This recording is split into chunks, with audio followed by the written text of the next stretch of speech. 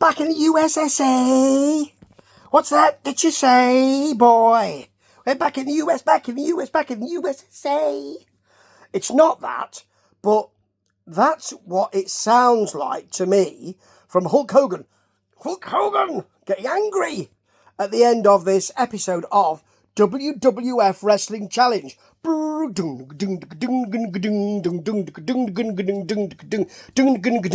a high bass. Like Mark King in number 42. Yeah, he didn't have his thumb. Didn't he get insured with Lloyd's of London for 100,000 quid? I think he did. 100,000 quid. Did I just say 100 quid? I meant 100,000 quid. 100 quid wouldn't be worth it, would it? It's insured for 100 quid and your premiums are £1,000 a month. Yeah, anyway, this is from 1987. It is after WrestleMania 3, because it's May 1987. And we've got Vince and Jesse and Bruno Sammartino, who, when he's introduced at the beginning, is sort of like... Because I think he's been... Well, I know he's been relegated to doing the kind of replay. He's the replay man. The replay man. So he is the replay man. He comes from down your way. And he can say, oh, the replay.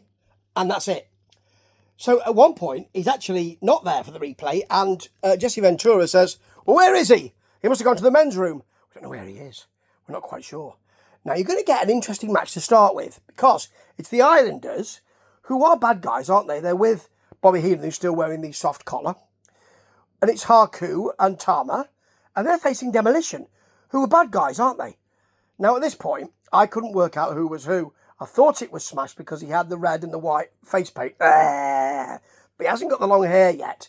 And Axe, Bill Eadie, looks completely different. I mean, the face paint is different. It's the red and blue that he used for a while at the beginning. But really, it's... It doesn't look like him at all. And even later on when they're interviewed, I'm thinking, is that really Bill? I mean, they settled on the look later on, didn't they? Here they are with Fuge the Stooge, of course.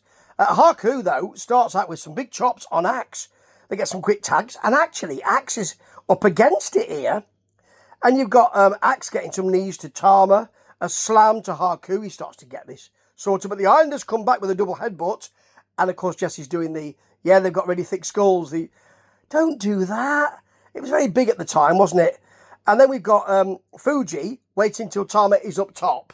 And then hooking him with the cane so he falls right onto his face. And I think there's an elbow drop. There's not much for the pin. They don't manage to get their finisher in. Let's put it that way, Demolition. That's all you need. Now, here's update with Greg DeGeorge. Harley Race. And there's a lot of Harley Race in this episode because he beat the Junkyard Dog at WrestleMania 3 with the help of Bobby, it seems, and Junkyard Dog's looking like, not very happy. So we're going to get quite a lot. He doesn't say it like that, not very happy. He's not from Yorkshire or anything, or from Lancashire. Anyway, or from somewhere northern, general northern, you know. I once went to an audition, you know, and someone said to me, do me a Nottingham accent. And I did a Nottingham accent because I'm from Nottingham. And they went, no, that's not a Nottingham accent, it's this, Eba Gum. And I said, no, I'm from Nottingham, and he wouldn't have it. I didn't get that part. Anyway, next up, we've got the Dragon, who's... I couldn't remember this, you know. He's got the Intercontinental title. Did he win it back from Savage at this point? Were they grooming Savage? I mean, they were grooming Savage for something else in WrestleMania 88, so maybe they were, you know. Maybe that was it. But they used to have those ice lollies, didn't they? Remember? They were white on the sort of little ice lollies, and they were white with the wrestler's picture on. And as he said, I never believed I'd be part of an ice lolly. And then he sort of takes a big bite, and he kind of takes too much. So he goes, he's a bit... He doesn't look like he's enjoying it. He looks like he's actually trying to not have to spit it out, because he's too damn cold. It seems that way. Now, next we've got Dave Barbie. It's not part of the big Barbie revolution. He's a Barbie wrestler, but nothing rhymes with wrestler, does it? Just like Uncle Fester. That's probably the only way you can get. But anyway, he's facing ho, Jim Duggan, who's got no music yet. And he's got his 2x4. He puts Dave Bobby down with some punches. Dave Bobby's a big guy, but he doesn't get anything in here. Jesse Ventura says, I've seen him wrestle before and he got some offense in. Not here, he doesn't, Jesse. He's thrown to the buckle several times, into the guardrail. They tried to show us some picture-in-picture of previous wrestling, and it doesn't really work. And Vince goes, oh, well, you saw that then. Yeah, back in the ring. Let's get back in the ring quickly. They've got a slam from Duggan, and that running clothesline for the pin. He then goes, he walks out, Dave Bobby's in the way, because he's just got out of the ring. He just grabs him and throws him back in the ring. Then he leaves completely. Then he comes back. What do you mean he comes back? It's almost as if, Jim, you should be out there to do a little bit of something. Hey, you're doing a little bit. Am I? All right, I better get out there. And he does a little bit on the microphone because it's all about, well, I'm a bit concerned that Nikolai Volkov is singing the Russian national. They showed that earlier on, in the picture-in-picture. It didn't work. But he sings America the Beautiful. Unfortunately, oh, beautiful, for spacious skies. Yeah, it's not ideal. He sings a little bit, and then he wants everybody to shout USA. Some people in the crowd, very keen to shout USA. Very keen. So we've got a bit of that going on. Next, we've got the Honky Tonk Man, who apparently pretended to be Kim Chi. Well, he did, because you could see it. So he could lay some hurt on Jake the Snake Roberts. And here he is, facing I don't know who. Because they don't tell us. Well, they do, but Vince McMahon suddenly drops his voice, and he's facing... Because it don't really matter, does it? So, it's... Jimmy Hart's got a ban the DDT sign because of the Jake Roberts feud. And he does very well. Nice fist drop from Honkey. It's very Jerry Lawler stuff. Shake, rattle and roll, which is that, of course, it's that swinging neck breaker. Very nice for the pin. Many boos. He is over as a heel. Very, very well. Next, we've got Killer Khan. Killer Khan wasn't in for long. And he's a huge dude, with Mr. Fuji. Facing Ricky Hunter. Immediate stomps from Killer. And a kind of straight fingers to the throat. Ooh, that karate stuff, Kick to the head. Jesse marvels that a big man can get his leg up so high. And there's a back break. I'm not quite sure that's the case, but there's a back breaker and a big knee off the top. And it looked massive because he is big. It wasn't particularly, it was short, but it wasn't all that sweet. Now, there's a new dream team in town. Dino Bravo and Greg Valentine. I don't even remember them, and I was watching WWF at this time. They must have lasted a matter of weeks. They talk about Brutus, who's now become a good guy, of course.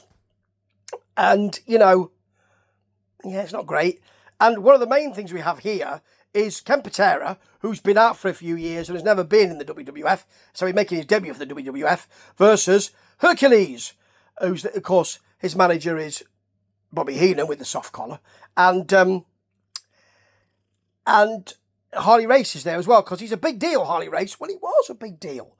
An ex-NWA champ, multiple time NWA champ. Of course, they will have, they will have a kind of situation with Ric Flair, won't they? In about, 5 years' time or so? 4 or 5 years' time. But right now, it's important that they make a big deal of this. So, we've got Hercules on top immediately. He goes straight, and as Jesse said, see, he wasn't prepared to wrestle. Yeah. Stomps and a choke with that shin on the neck, which is nice. Headbutt to the midsection, though, from Patera. Didn't look great to come back doing that, really. Forearms to the back and a bear hug from Hercules. But Patera will get one of his own, which Hercules sells very well, much better than Patera. After a clothesline and a slam throw to show that he can pick him up and all of that. Then in comes Race. Puts a knee to the back, and both of the Heenan men are in there. The referee is not even counting. He's just watching until they start to both put the boots to him, and then he starts to count. Weird, isn't it? And then we've got Mean Gene Okerlund, Mean Gene, and Ken Patera in the dressing room area. I have to say, it's not a very smooth promo from Ken. It really isn't. And who are these? The Shadows. Hank Marvin? No. It's the Shadows, who are two black-attired singleted, masked wrestlers. Dark and light, apparently, the Shadows.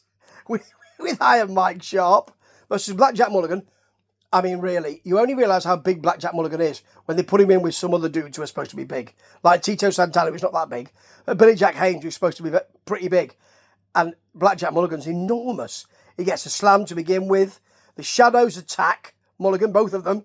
Sharp then runs Santana's eyes across the top rope. I love it. Jesse's doing his usual attack on Santana. It's that kind of Tito Chico thing. Yeah. Santana flips Iron Mike Sharp. The Shadows then attack Santana. And it's a deal with Billy Jack Haynes desperate to get in, but the referee keeps saying, you step over there, thus allowing the other team to double team, you see. Then we've got Billy Jack Haynes putting the full Nelson on Sharp.